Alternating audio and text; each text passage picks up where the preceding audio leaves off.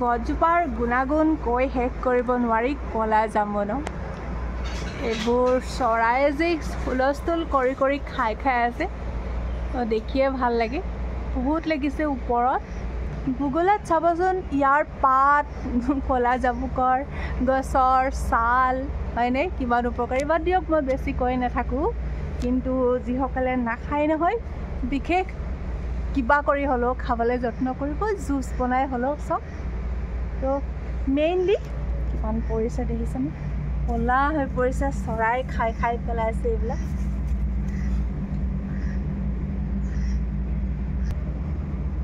কাষতে আমজোপা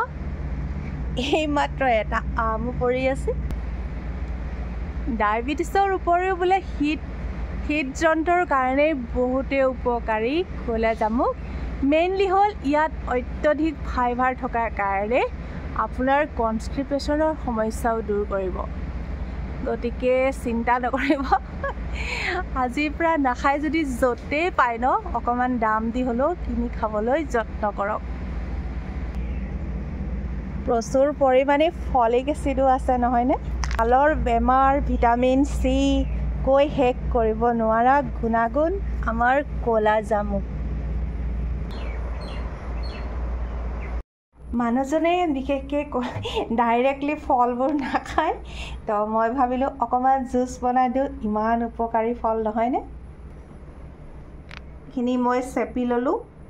অকণমান চেনি দিছোঁ দুটোপালমান মই টেঙা ৰসো দিছোঁ অকণমান সোৱাদৰ কাৰণে কালা নিমখ দি দিছোঁ এইখিনি ৰেডি হৈ গ'ল মোৰ জুচ মেচিন নোহোৱাকৈ বনালোঁ